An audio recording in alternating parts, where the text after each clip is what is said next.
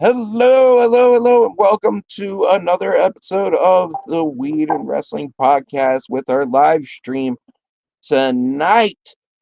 Tonight we got myself, Mr. Ryan Bartlash, Rebel Professor, Eccentric Enigma, what have you. Laniya is having technical difficulties at the moment. We're using a new app because Riverside sucks. And we got Gus here. So far, me and him are working all right. What's going on, guys? But tonight we got a whole episode here, led by Gus, as all dedicated to the Heartbreak Kid himself, Shawn Michaels. And we're gonna get started though with a little shout out to our sponsor here, real quick. Who's our sponsor, Gus? So first off, I want to say happy Juneteenth to everybody celebrating today. I hope you had an awesome day. The weather was beautiful. But I want to send also a shout out to our sponsor, W Energy Drink. I hope I said that right. You can find them online. They're a pretty solid energy drink company. What's great about them, for me personally, I'm a diabetic, so there's no sugar in their products, so it's great for me. I'm definitely down to try them. You can find them at dubby.gg. That's dubby.gg. All right. Awesome. So as Ryan attested to, we are covering the Heartbreak Kid, Shawn Michaels. Uh, Now, whether you love him or hate him, Oh, Stan! listen, whether you love him or hate him, you have to respect the guy. He did things in a time that was uh mainly, you had gigantic, enormous, monstrous wrestlers. You had the Hulk Hogan's, the King Kong Bundys, you had Andre the Giant, you had Hercules Hernandez. He was surrounded by mammoths, and he was one of the smallest guys on the roster. And for him to go from that era to becoming this legend is amazing. It's incredible. As a matter of fact, shout out to Shawn. Thank you for making my childhood that much more awesome. But anyway, Yeah, let me cover a he couple was of like things my about. first. He Yes, was like let my me. first favorite wrestler when I was a kid. Yep. So let me just cover a couple of things. Sean has dozens and dozens of accolades and championships. We don't have enough time on this podcast to cover them all and give him justice. So I'm just gonna cover a couple of things. First off, he was recognized by Pro Wrestling Illustrated as having match of the year. Like, I'm looking at it at least 8 or 10 times. I mean, he's had him with Razor Ramon, uh, Kevin Nash when he was wrestling as Diesel, Bret Hart in that Iron Man match that he had. He had a triple threat with Chris Benoit and Triple H at WrestleMania 20. Kurt Angle, which I just recently saw that match, and that was fire. It was just an amazing Those two are testament to those two wrestlers. And he had obviously the retirement match for Ric Flair, which that was a love song to wrestling fans. He was a winner of multiple Slammies, including Best Finisher, Best Slam and Jammin' Entrance, which, let's face it, his entrance is legendary. And Best Threads. Who's better dressed than Shawn Michaels? He's also held countless championships throughout the years, not just in the WWF, WWE, but also in the AWA, NWA, and other promotions. He came up with Marty Jannetty, so he's held the tag team championships in multiple promotions with him. He's held the WWF championship 3 times, the World Heavyweight Championship, I believe, once.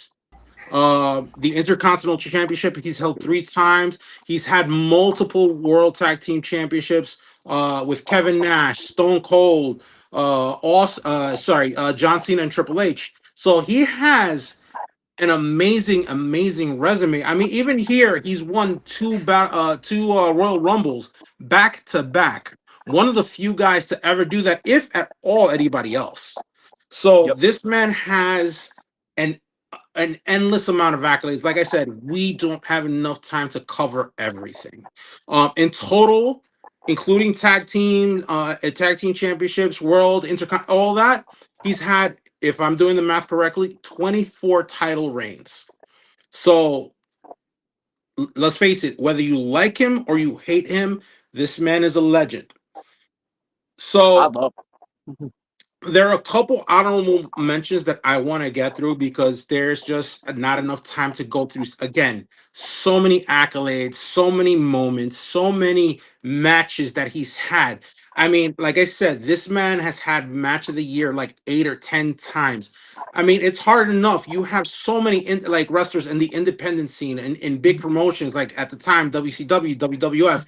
You had TNA coming up, ECW. You have so many wrestlers, so many talents putting on matches, putting on incredible matches. To choose him as to have a match of the year that many times, that speaks to itself. So, the first honorable mention, I mentioned it before, is the Iron Man match with Bret Hart. It was the first of its kind. From what I heard, Vince was against it because he didn't think like him and Brett could entertain a crowd for an hour, and they did, and then some because that match went into sudden death overtime. Yeah, And so it was just, dude, it was technique versus pizzazz. Amazing. The and second, yeah, go ahead. I I watched I watched that. That was like the first WrestleMania that I rented was WrestleMania 12, and Mm. seeing him come down from the rafters, um, and just amazing moment. That was that was like my first WrestleMania. That was popping my cherry, and those were my two favorite guys going at it. Agreed. So yeah, that holds a near dear place to me. Agreed. I mean, you can't speak enough about that match. And you know what I thought was a nice little touch is that he brought down the guy who trained him to be ringside with him, Jose Lothario. Yeah, And Jose that was Lothario. like Yep. I guess like Sean's way of saying thank you for training me and getting me to this moment. So that was Yeah. a beautiful touch. Yeah. Another match that I want to mention that I mentioned it before is Ric Flair's retirement match. That Hmm. was such a touching moment. Ric Flair was nearing the end of his career. As we know, he didn't retire. He just went to other promotions and indie shows. But um, it was just the respect that Shawn has for Ric Flair. Ric Flair has done it for 50 years. And, Hmm. for him to have that kind of match, like, I still remember watching that match and watching Shawn mouth the words, I love you, with tears running down his face and delivering that sweet chin music. Dude, that was a love letter to wrestling. Yeah. 100% agree on that one. 100% agree. And a lot of people can say that that's arguably Rick's best match Mm-hmm. of his whole career. It really is. Yep. Um, it's right up there. It's right up there with his battles of Dusty Road. Yes. Yes.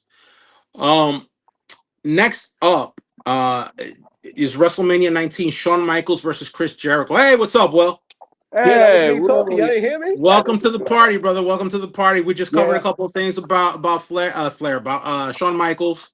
We just finished talking about the retirement match for Ric Flair. I'm bringing up WrestleMania 19, Shawn Michaels versus Chris Jericho. That in itself was such a joy to watch.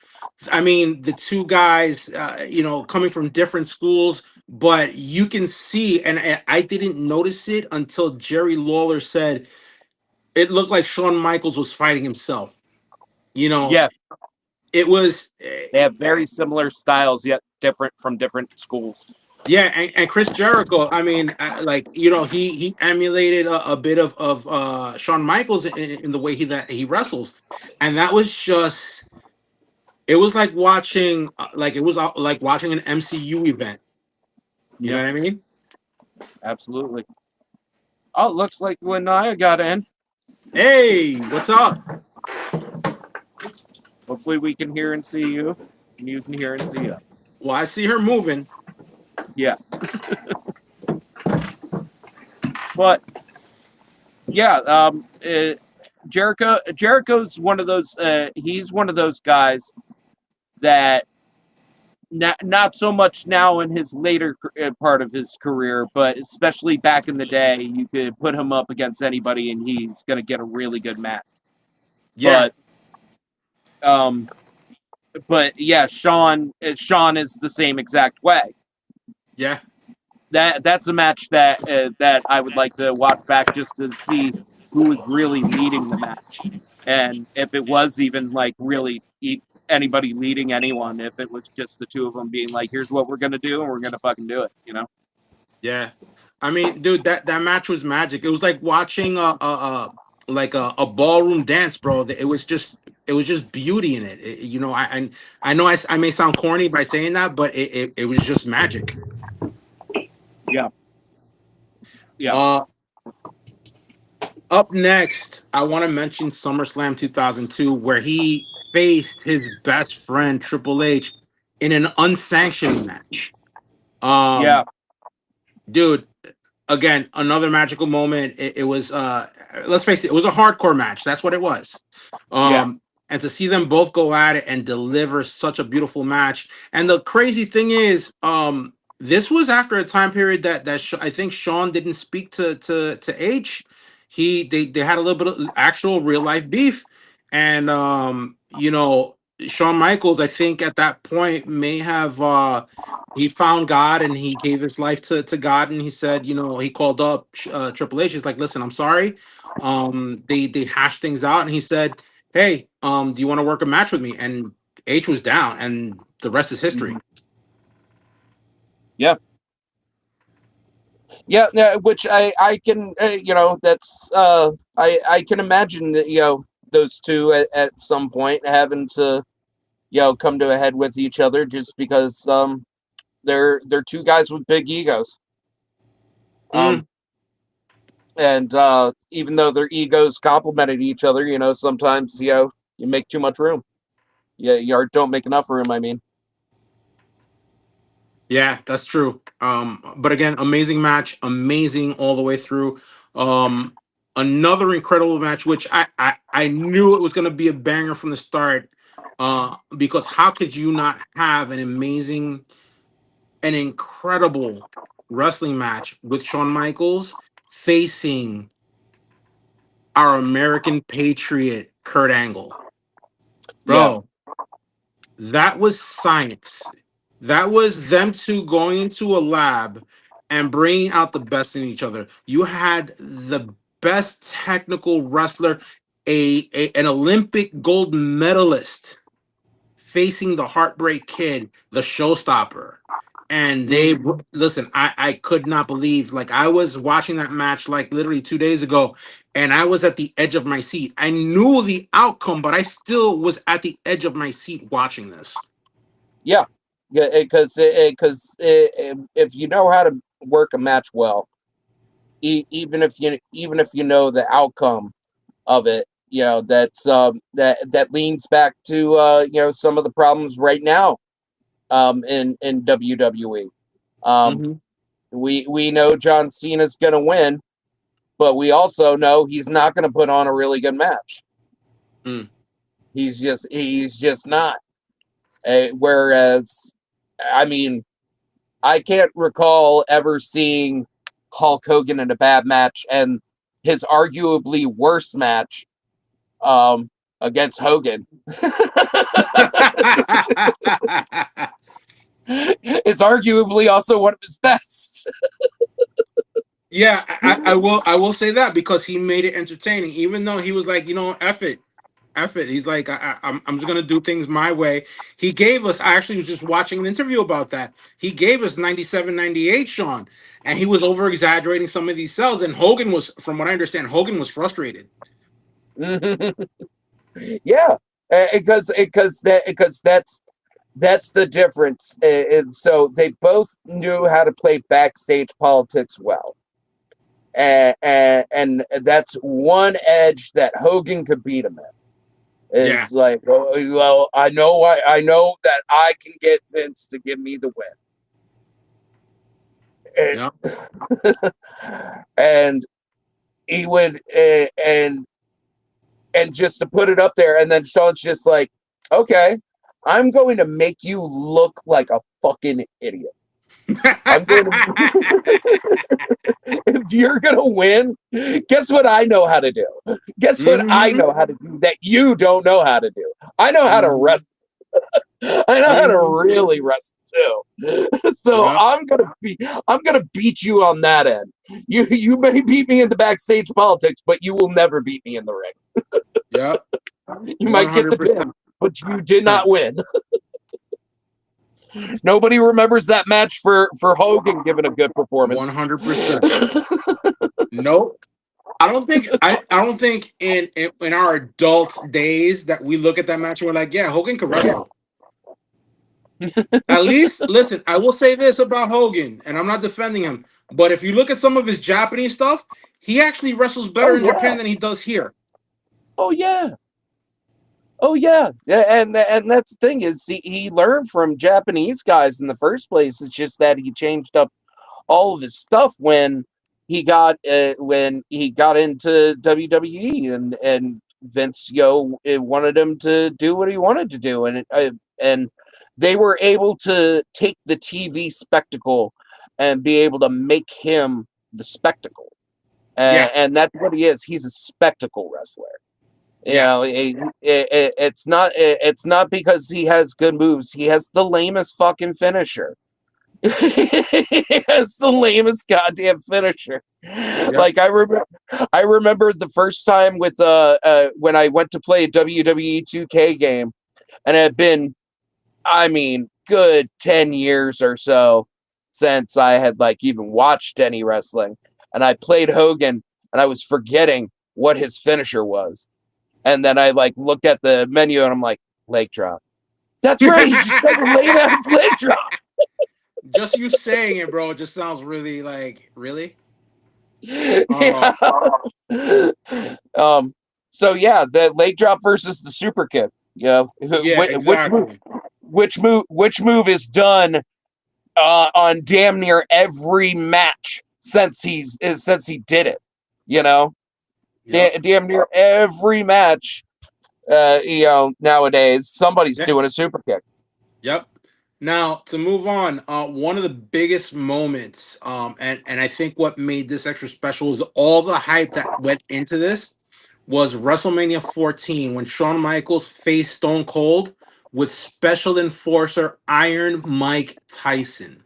This was a spectacle for the ages, man. Yeah. You had the biggest name in boxing. This guy was a beast. If you ever watched any of his matches, any of his bouts, dude, you were Yeah. literally you could not stand up, go to the bathroom because you were gonna miss it.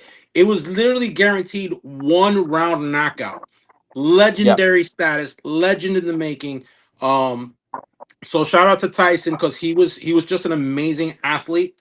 Um, so yeah, that was a special moment, man. Just Mhm. to be recognized by mainstream entertainment because at the time, if I'm not mistaken, wrestling was just looked at as a sideshow circus. Oh You know what yeah. I mean? So Yeah, that especially after the new generation era and stuff. You know, I mean, look at all the characters that came out of the new generation era, hmm and and just the fact that the primary audience of that time especially was kids. yeah. You know, and then the whole tone shift change came about at that time. You Yeah, know, I mean, that was the full first swing of the Attitude Era. yeah, because the new generation area, the way I looked at it, it was it was like watching live action comic books come to life. Yeah, You know what I mean? You had your yeah, superheroes, you had your supervillains, and that was it. And then here comes Iron Mike Tyson to give wrestling a little bit more legitimacy. To say, hey, yeah, this is real. This is not just this is not just Earthquake versus the Ultimate Warrior. This is these guys are athletes. So that to Yeah. me was a great moment. The match was incredible. That twist at the end, because everybody was selling, they were selling that Tyson was down with DX, and then you see him rip off his shirt and he's repping Stone Cold. You know what I mean? So Yep. that was an amazing moment for sure. Fuck yeah, it was. So Incredible. another thing that we have to look into question is the formation of the clique. I Yeah. know a lot of people, despise the clique because they had a lot of clout, backstage. They had a lot of pull, but without them, I think we don't have the birth of D Generation X or the NWO. Yeah. Yeah. That's all the founding members of both of those. Yeah. Is the clip. Yep. They're probably I mean, the five most influential people of the last 30 years. Yeah. I mean, Triple H runs the show. Shawn Michaels runs NXT. Fucking Kevin Nash, he ran a lot of different things. Now he has a successful podcast. Um, Scott Hall, Scott Hall himself did more for wrestlers than possibly any other wrestler. He Hmm. made sure they got fucking paid. He Hmm. was the first wrestler to go out of his way to be like, no, we need to get paid. We need to get paid the money that we deserve. And without him, you would not. Without him, you would not see the big money contracts that you have now. Yeah. um, Yeah, because he was wrestling at a time where promoters will nickel and dime you. They would be like, "Oh, you want to yeah, wrestle? Okay, we're gonna pay you $50, but then you owe me for your ring time. You owe me for this. You owe me for that. You need to sell these many tickets before I pay you your money." yeah, yeah.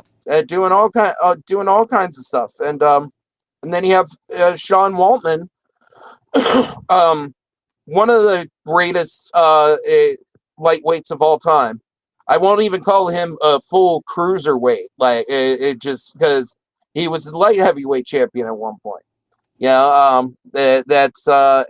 But he became the measuring stick for wrestlers on both of those brands. On Mm-hmm. both of those brands. Okay, we want to see how good this person can do. All right, who are we going to put him up against? Put him up against Waltman. Yep. He'll get a match out of him. Either he'll be good or they won't. Yeah. So and what those two groups did to change everything of our entire perception of wrestling as it Yeah, is they elevated wrestling for its time because you had two groups that went against the grain. They were literally two sides of the same coin. You had DX, which was always causing mischief in WWF, and NWO which was like this doing the same thing in WCW. You had the only problem that I saw with WCW's NWO is that they got too big for their own good. You had like half yeah the roster, while DX, they kept the same core five or six members. Some of them left, Rick Rude left for WCW because he was not happy with what happened with with something we'll get into a little later. yeah But yeah, so definitely the formation of the click, the yeah the curtain original call, yeah the curtain ori- call. oh yeah the original DX, it was Triple H, Shawn Michaels, China, and then And Rick Rick Rude Rude. came in, and then Rick Rude left, then Shawn lost his smile, and then Triple H assembled up the second generation of DX with Yeah, Road Dogg, Badass, and Sean Waltman. yeah. And then And of course, as I was saying, the infamous curtain call, which the changed curtain the call. face of wrestling. You know what I mean? It was one of those things that, the audience believed that Earthquake was Earthquake, that the Ultimate Warrior was the Ultimate Warrior. They believed that they were these bigger than life characters, and then you see the good guys and the bad guys, or in this case, the faces and the heels come together to embrace each other. All right, I'm Mhm. getting a lot of stack. Are you guys good? Yeah, I was about to say, Willie. Willie. Willie. Laniya's frozen too, again. How come we're the only two that seem to have no problem with this? I don't know. It's Hmm. it has something to do with ice. Let's just say that. Yeah, yeah. They're coming after you, Gus. Goddamn. I'm gonna be joining Carlitos pretty soon. Yeah. This is Hogan. Hogan's coming after us again. That's what we get for talking shit about Hogan in the HBK match. Get your husband in check, Laniya. So obviously, we already mentioned very briefly the formation of DX and its evolution. But now I'm going to get to the meat and potatoes of this. There's 5 things that I want to bring up to Shawn Michaels. The first thing that made wrestling a bit more like the first shock that I ever got from wrestling was the breakup of the Rockers when it was already obvious there was some friction between Marty Jannetty and Shawn Michaels, and they were on the barbershop talk with Brutus Beefcake, and they were talking, they were hashing their things out, they were airing dirty laundry, and all the kids loved the Rockers, they wanted to look up to them, and the girls loved the Rockers, so they were hoping that the Rockers would stay together. And for a second you thought that things would be cool because they hugged it out, they embraced each other, like, all right, we're going to take over the tag team division, whatever. And out of nowhere, Sweet Chin Music hits Jannetty, and Shawn that solidified his turn to being a heel. It solidified him to becoming the Heartbreak Kid. And it was just a jaw-dropping moment that I didn't expect. I don't know how old I was at the time, maybe like 12, 13, but that to me, it just dropped my jaw, bro. I couldn't believe what I was watching. It was the first time I think I ever watched something like that in wrestling. Yeah, well, I think that was like really a first of its kind. That might be like one of the earliest, most notable cases of just straight up betrayal. And it was done in to me at the time, it was done in such a unique way, because if you look at a lot of the stuff that happened before that, like with tag teams that had like a female valet or a female manager, the fight was usually over the affections of the woman. This was 2 guys that had friction because one guy had a bigger ego, and they were like not seeing eye to eye. So it made it much more believable to me. That happened before that, like with tag teams that had like a female valet or a female manager, the fight was usually over the. All right, I'm hearing myself in like delayed time. Laniya, turn us down. Can you see me? Can you see me? I can see you. I can see you. I have all my eyes on. Can you hear me? Yes. Yeah, we can. Hey, yo, I'm here. I am back. I can hear you guys the whole time. Awesome. Welcome back. Welcome to the convo. Happy Juneteenth, by the way. Oh, now we can't hear her. I can't hear her. Did you unmute yourself? Did you mute yourself? I muted myself. My bad. Okay.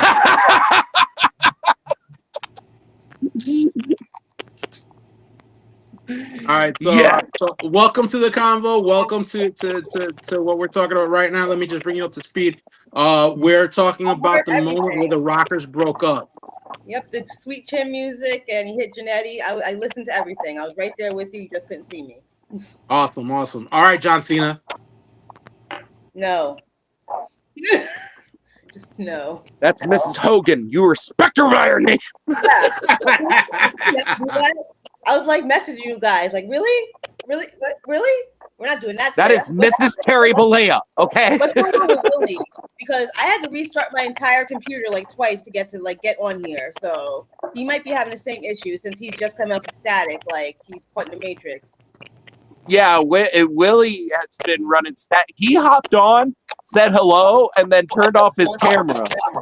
Willie's upset that I'm gonna cover the Willie's upset that I'm going to cover the Montreal Screwjob from the Shawn Michaels side of things.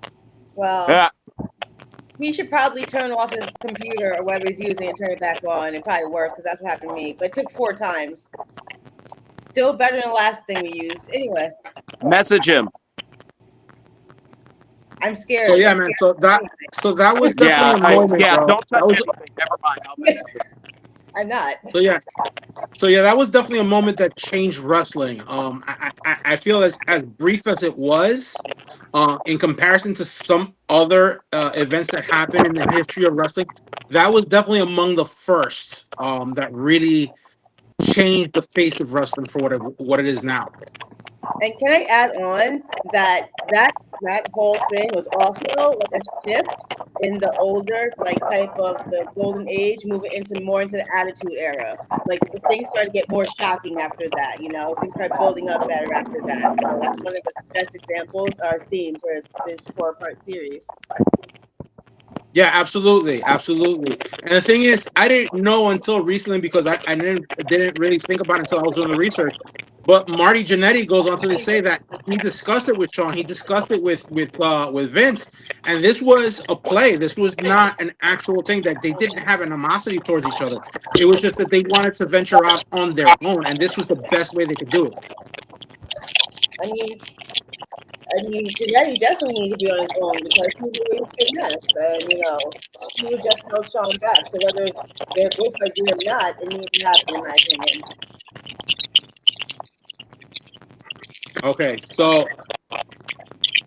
another great moment that with Shawn is the first ever. Well, it's not the first ever, but the first televised ladder match with Scott Hall, who was then wrestling as Razor Ramon, as many of you know. It was the first match of its kind that was aired on a pay-per-view. We didn't know what to expect. It was a spectacle. It was, you're adding a new element to something, to give us a fresh idea. You know what I mean? It was something fresh that had never been done for an audience to see. I know I never saw it until that moment. Yep. And it changed the trajectory of wrestling from there on out. I mean, without that match, we would have never gotten a TLC. Yep. Yep. and the fact that they did two of those matches, where they had one that was just good and straight up, and then they had to have another one where they weren't able to really hit each other or use the ladder itself as a weapon, and they still made it good. Yeah. Yeah, and this match, it just goes down in history. It goes to show you how well, with this new element, how well that Shawn can adapt, how well even Scott Hall. I mean, you had something that was special in that match, and I can't speak enough about that match. That was definitely I guess an intro to hardcore. That was like hardcore 101 without being hardcore. Yeah. Yep. Definitely. Yeah, it was definitely the first of its kind. Definitely not the last. I mean, now we have a yearly ladder matches. Yeah, and I mean even the Money in the Bank. I mean that's evolved from the ladder matches. Look Oh yeah, at me now with that. that's what I meant by yearly ladder matches. Okay. Yeah, I mean, dude, that to me is, I mean, what they're doing and these structures and they're building like pyramids with this thing, like that whole thing with Stephanie Vercera doing the Hell's Kiss or the Devil's Kiss with Rhea Ripley on a ladder. That to me is priceless. Yeah, truly is. So Willie, I wish you get your shit done. That static is annoying the piss out of me. It is, but I'm trying to ignore it, bro. Yeah. So up next, I'm gonna mention WrestleMania 12, the Iron Man match between Bret and Shawn. Yeah. What can be said about this match that hasn't been said already? I mean, you had two of the top wrestlers in the company at the time. Brett comes from a legendary family of the Hart family. His father was a legend who trained God knows how many wrestlers. I mean, you had so many wrestlers come out of that camp. You had Lance Storm, you had Chris Jericho, Edge. A lot of those guys have gone on to greater and better things. They've even been world champions. And then you have Brett, who is dude goes into this match with Shawn, who, if I recall correctly, they had real life beef with each other going into this match, which continued even further. But this match was an incredible attestment to both to last a full hour, not just to last a full hour, but to make that match as entertaining as it Yeah. was. I think it went for like an hour and 12 minutes. Something like, yeah, like an hour 12, hour 15, because it went to Yeah. sudden death overtime.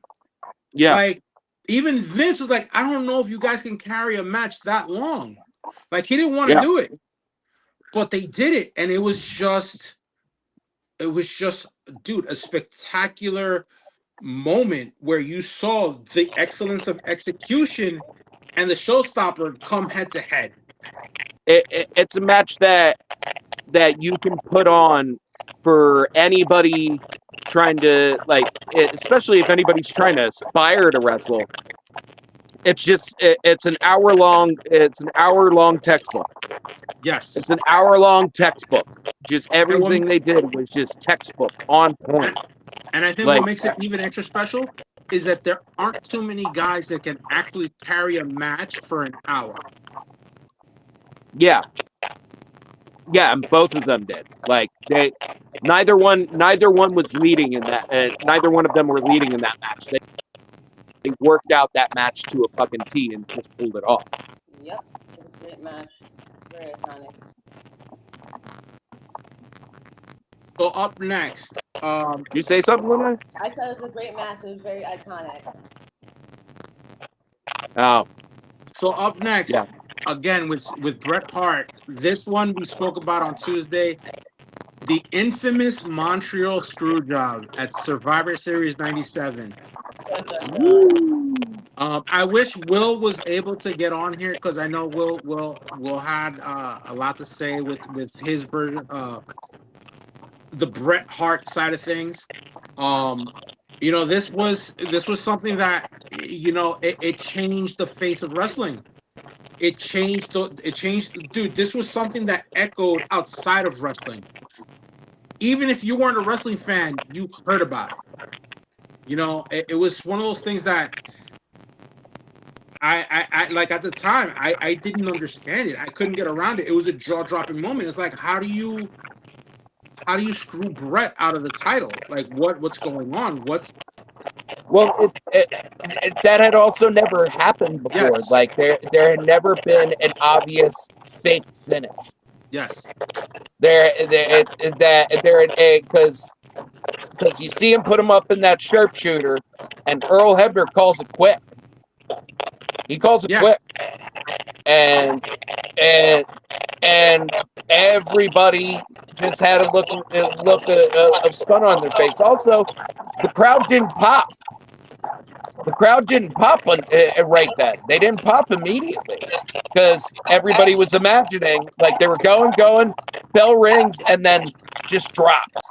Volume just drops because everybody's like, what the fuck's going on? Did Shawn Michaels just beat Bret Hart with a sharpshooter in 2 seconds? Yeah, that was crazy. That really happened? That was crazy. And the thing is, I took a look at some of Shawn's interviews. I took a look at some of his documentary series that you have available online.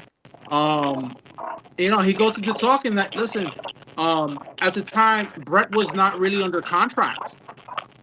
Bret was a free agent, and he actually had signed with WCW. He called up WCW, and they were making him offers, and even Vince was like, listen, I can't match that, but call them back and tell them that I did, to see what they do.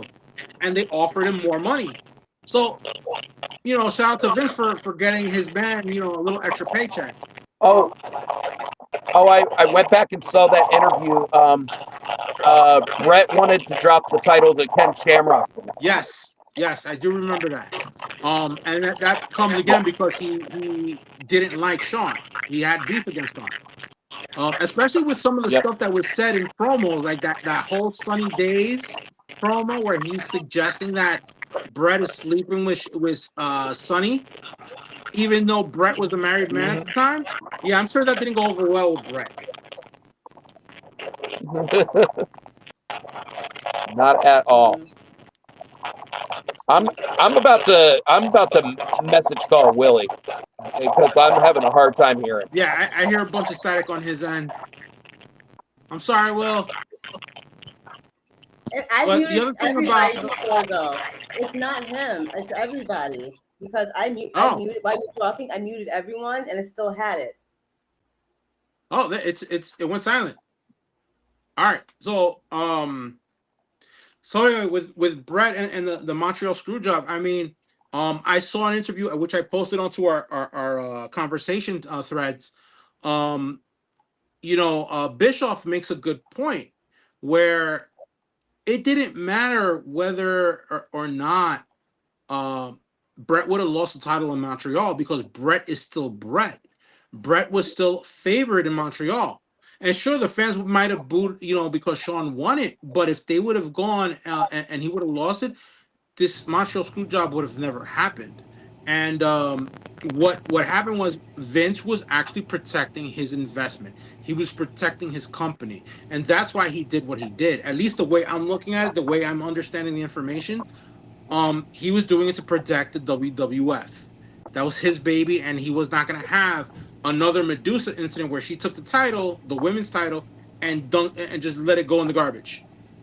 He couldn't have Bret Hart, which was obviously a bigger name, do that on Nitro. Yeah. Which I can't blame. I can't blame Vince for doing what he did in the end run. Yeah, as many people that hate him, You gotta protect your I can't product. blame him either.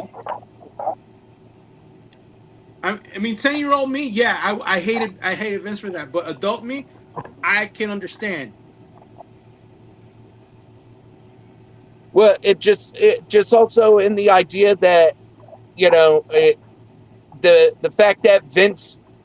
Now, where I can hate him is in the fact that Vince didn't try hard enough. I feel to just just bring the two of them into the room together and have them talk it out like men. Jim Cornette said that best. Jim Cornette said that best, where he was like, at no point in time did he bring those two in and say, squash whatever the fuck you got going on and go out and wrestle and do the goddamn job. Yeah, the way he did it was trashy. Yeah, I can see that. But at the same token, you can't make a horse drink water. So if Brett was adamant that he didn't want to talk to Shawn, you weren't going to make him. He was a grown man. Same thing with Shawn. If he didn't want to talk to Brett because his ego was too big at the time, then you know what? You can't make him. You could present the idea, and if they go for it, great. If they don't, guess what? Montreal Screwjob happened. Yep. So that I think was a moment that changed definitely the face of wrestling, and it definitely left a scar for a lot of people. It's left a scar on me at the moment. I'm over it. I hope Brett is over it. And also, regardless of the fact, Brett is still a well-respected legend who has put on matches that will live on for decades. Like today's wrestlers, I guarantee you, are looking at some of his matches and like, oh, I like this, I like that. I could do this better because he did that. Yeah. Another thing that came from the Montreal Screwjob is the fact that gave us the character of Mr. McMahon. Yeah.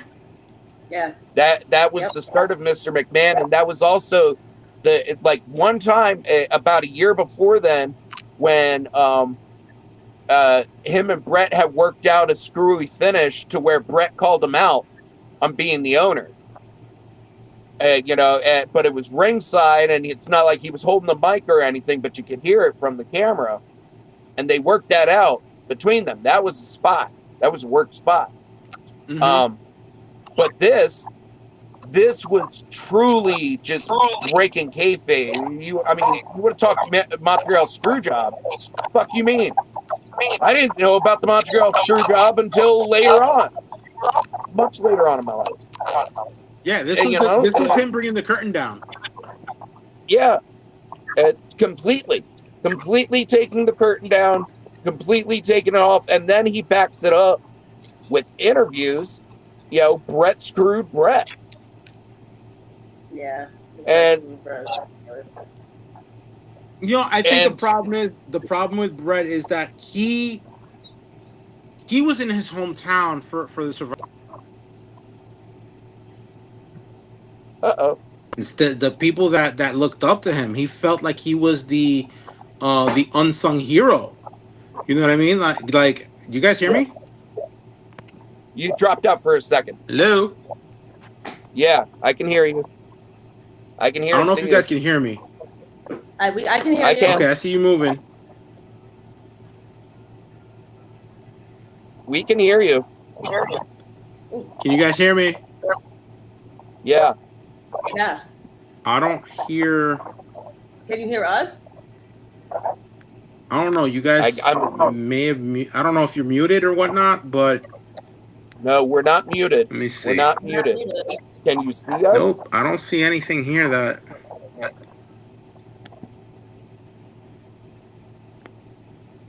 All right, you're not muted. So, all right, so I'm gonna go ahead and assume that I'm. You guys, can you guys hear me? Can you guys hear me? Yes, no? Give me a thumbs up. Yes. Just 1 minute.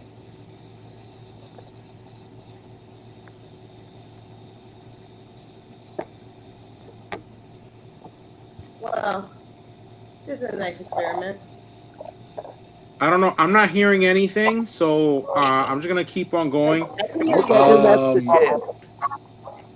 Still up next. I know we're talking about the Montreal Screwjob. Yeah. So up next, I'm gonna. Hello. Is anyone out there? Can anyone hear me? Now we can't. Okay, cool. I don't know where Gus went. Can you see or hear Gus? Nope. Oh, there we go. He is. All right. So can you see and hear us? Yeah, I can see here all of you except for Will. Will, I just get that giant W. Yeah. Well, as long as you can see and hear us. All right, so let me just take a chance, take a moment rather. Today's technical difficulties are brought to you by W Energy Drink. You can find them at www.w.gg. All right. That's why I'm awake right now. Without those energy drinks, I totally be sleeping. I had such a long day, and this audio is pissing me off. I'm gonna have to turn someone out tonight. It is. So again, W, thank you for sponsoring us. Thank you for sponsoring our technical difficulties today. So shout out to you. Hopefully we have the bugs figured out by next week. By Thursday. By Tuesday of next week. The technical difficulties. The only reason. No, I hear you. But I just wanted to give them a shout out since it was. I think it's the perfect moment to bring a shout out to them anyway. Yeah. So segueing back to what we're talking about, as I said, I think the thing with Vince, no, I'm sorry. I saw in an interview today is that Brett felt like he was the hero to his people in Canada, and he didn't want to lose face with them, and that's why he didn't want to drop the title, and that's why he told Vince, "Listen, I'd rather drop it on Monday Night Raw. I'll drop it to Ken Shamrock," but obviously Vince didn't want to take that chance. Especially after the whole Medusa debacle where she took her title and just dumped it in the trash. So, yeah. So, the final moment that I picked... Oh, go ahead. Laniya, were you saying something? I said worth it. Medusa throwing in the trash. Classic moment. We needed that. Yeah, that was an incredible moment that can't be duplicated. As simple as it was, Medusa did something that actually, like, I mean, look at the effect that it had on Vince. He's been scared his whole Well, life, man. now, mind you, here's also another perspective that lots of people don't look at is that Vince tried to do the same thing with Ric Flair and NWA. Yep. When Rick came over, he was supposed to come over with the NWA title. He had even given it to Bobby Heenan at one point to show on WWF TV uh, that he had the title, and that a guy was coming with the title. Didn't give the name, but then it was the day before it happened that finally they gave up and paid Rick what he wanted Yeah, for the title back. Because there's a whole legal thing, and I don't know if it goes on anymore. But when you won a title, you were legally the owner and holder of that title to a degree. So the other degree is that the original seller, which would be the promotion that the belt was made underneath, that would be the original seller of the title. yeah, So they would use that. So they used to have defaults on it to where certain wrestlers, if they thought that they would go to other territories with that title, they would have to pay a retainer fee, just in case they were to lose that title to somebody else in another territory. And so they would have to pay retainer fees on these things. And I think um, Rick had paid his full retainer when he got it to the point that he owned that belt passive, like he had controlling interest in that belt, basically. Um, yeah, and until they paid him the rest, which that's the thing is Vince didn't know. Vince was holding out, thinking that he was going to be able to get the NWA title for free, and then Rick went and sold it back the day before he showed up. The day before, so Vince tried to do the same fucking thing to the NWA. That's ultimately why he didn't want it done to him, because he had it done to him by Medusa. yep, and, and then he knew, he was just like, oh gosh, I can't fuck with anybody's belts anymore. I can't fuck with this. Nope. Nope, it's yep. staying. I gotta screw Brett. So, transitioning into my final moment that I picked, that was a defining moment in Shawn Michaels' career. Um, this match was a first of its kind. And let me just say that there were three moments that he's had with the Undertaker in WrestleMania. And the Undertaker himself, legendary wrestler, legendary performer. You can, if you're going to make a Mount Rushmore of wrestlers, Undertaker's definitely got to be up there. Um, but like I said, he had three matches at WrestleMania with Shawn, and the one that I picked to me was the first of its kind, and that was uh, at In Your House, Bad Blood, where they had the first ever Hell in a Cell match. Yeah. I mean, what's not to say? This was brutality. We've had cage matches before. We've had cage matches, but this was a totally different structure. It was an expanded beast where you still had access to the bottom of the ring. You had access to everything that was under the ring. You could hide other wrestlers underneath the ring and have them come up. If I'm not mistaken, Kane actually came into that match at one point. But yeah, that was giving us more, giving us something new to devour as fans. Like, dude, first off, you have this structure, but then you add to the mix that you are facing the Undertaker. What can be said that hasn't been said? Yeah. Yeah. Also, that match was the introduction of Kane,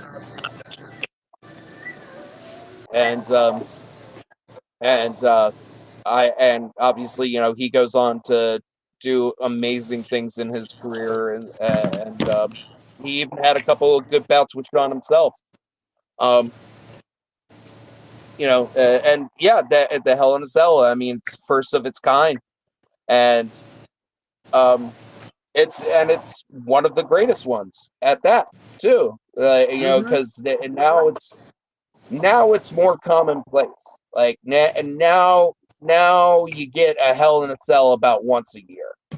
Um, and and that's awesome.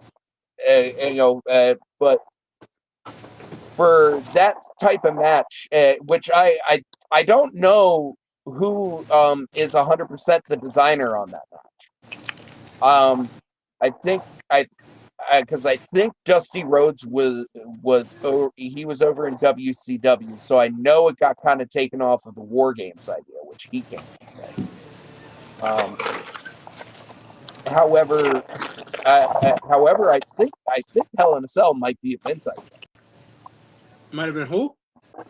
It might have been a Vince idea. Mm.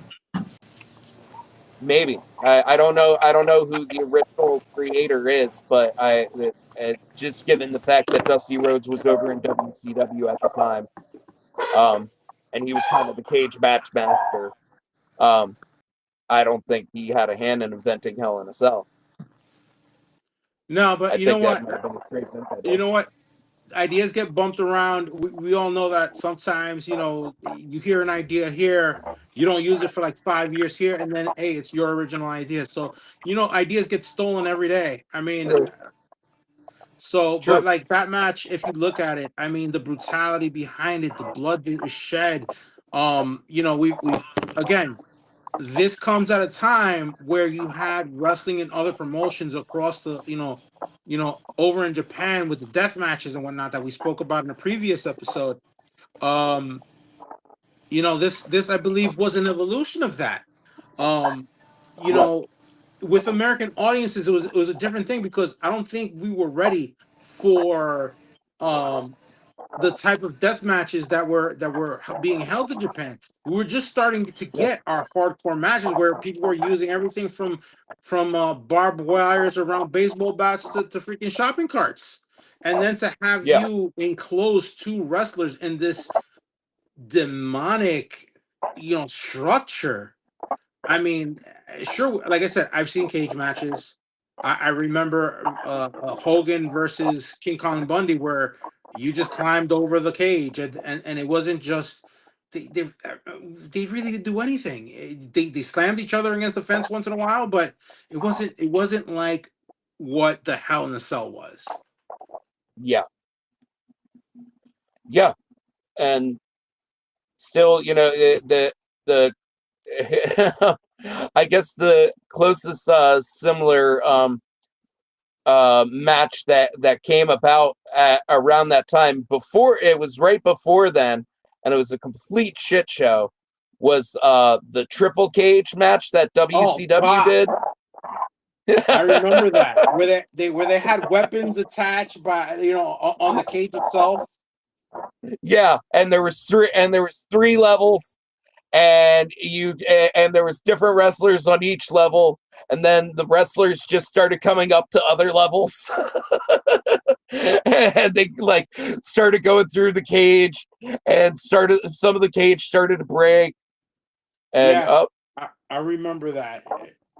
I remember that very, Yeah. very My bad. I'm unfondly. just touching shit.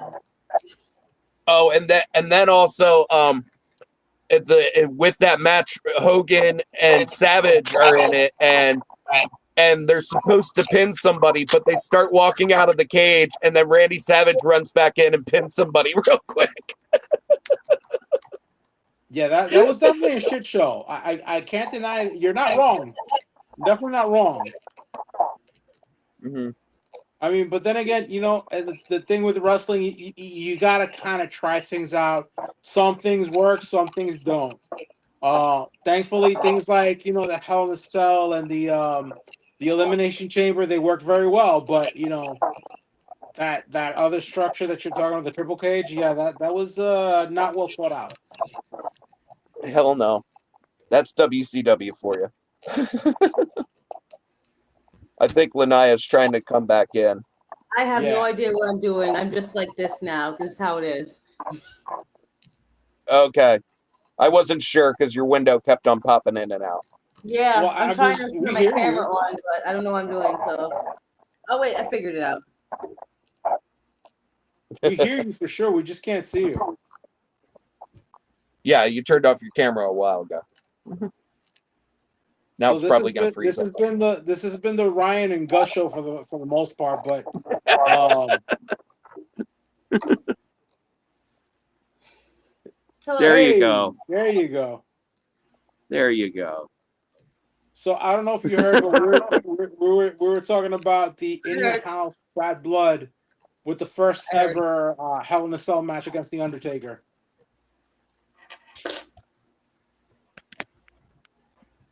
Yeah.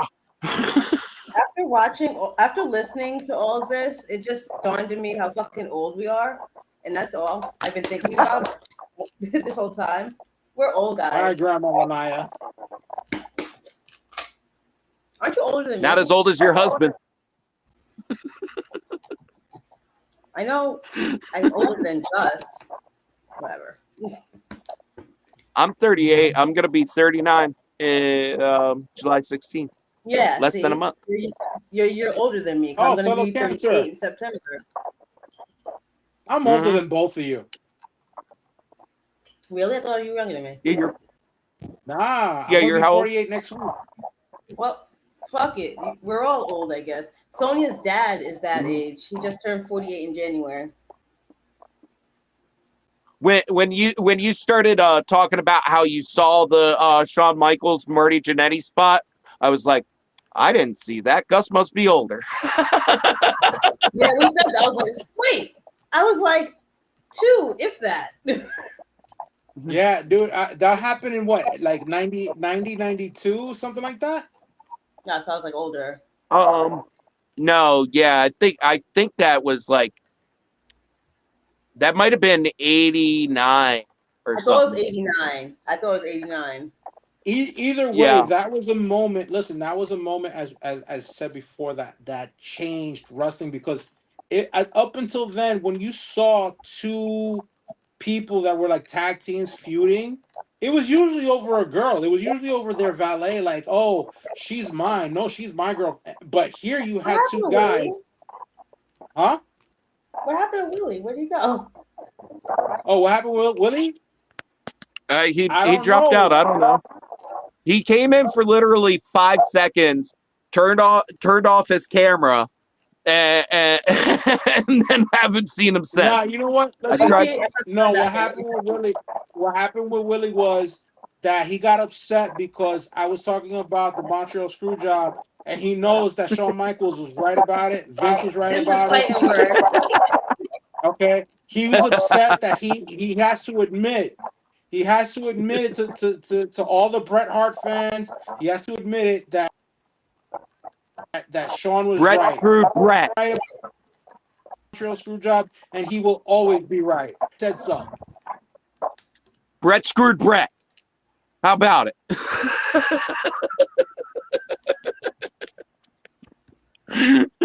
Brett, if you get to watch this, we love you, brother. Thank you for being a part of my childhood.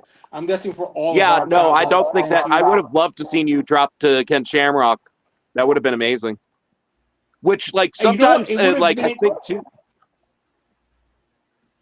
I think think it would have made sometimes Ken too about like Shamrock. certain what ifs. And I Like, think- what if DX got let in to the stadium that night when they tried to invade the stadium? Priceless. Like, what would have happened from that? No, could you imagine the vignettes that they could have had with, I don't know if they were like with the NWO? Yeah, DX and NWO vignettes. That would have been amazing. Yeah. It would have been amazing. But nope. Some old man Because according to Kevin Nash, that him and Scott Hall were trying to get past this old man to get through the fucking door to open it, and the old man wouldn't let them open the door. And Eric Bischoff claims that he didn't know about it, but I think he's fucking lying. I think he knew and didn't let him in. No, I think